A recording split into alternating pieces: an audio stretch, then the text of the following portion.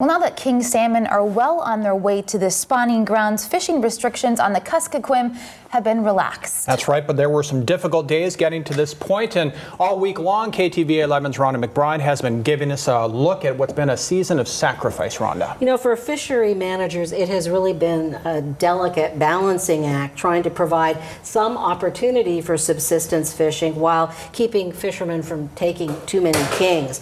Amid threats of violence and frustration, the first opener in the Bethel area last week was like a pressure valve being released. As the fog lifts, a sense of purpose fills the air. And for the first time, fishermen can use nets with wider mesh. Many are headed out early, including federal agents, to enforce the rules. But most seem to want to avoid scrapes with the law. We're ready to rock and roll. It's gonna be crazy out there. Yeah. It's gonna be a lot of people. Also on board, two friends, Paul Smith and Ivan Chiklak, who will handle the nets. And then there's John's son, James, and his daughter, Madison. Oh, and there's Trooper, who likes to keep watch on the river. Holy moly. Look at all the boats, Rhonda. There are a lot of them. The reason why? We're only limited to 4 hours of fishing, so everybody wants to get their fish. 4 hours, such a narrow window. In years past, when the kings were strong, you could fish for several days at a time. Like a string of pearls float stretch across the river.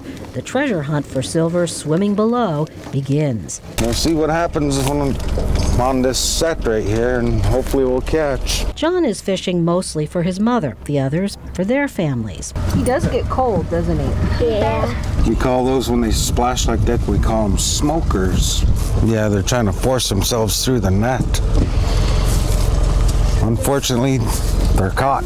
One after the other, and another. I hope we catch a king. Not any just yet. And those are some big chums, though. Yeah. Finally, though. And here's a king. One king. Oh! I'm just super excited to be out here.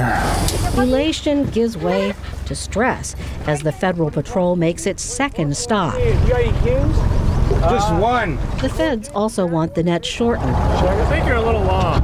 It appears a little too long, even though McMillan told them he measured it beforehand. Hard to describe words what I feel. Everyone on this boat says they understand the need to save the kings, but still... Why do you gotta check us? We're just trying to catch food for ourselves so we can eat during the winter. But it could have been worse. Some fishermen were shut down completely. And while there are the regulatory snags, there are the real ones.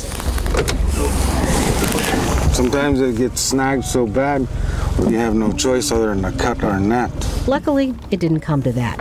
But the crew heads to shore to untangle the net, which cuts into fishing time. But at least on this trip, their ties to the river are renewed. This river is our lifeline. When it's running, even if it's frozen, it's still our lifeline. The hovercraft cruises by, a reminder that river traffic will soon return once the nets are out of the water. In this season of sacrifice, even a little fishing time helps to keep hope alive. Cute kids in that story. But you know, for weeks the fish camp racks had been empty, ghostly empty, but now they're starting to fill back up again. And tomorrow night, photographer Jacob Curtis and I will take you out to a fish camp near Napuskiak, where we'll see how happy people are to be putting up fish, finally. Wow, it's great. Look forward to that. Thanks, Rhonda.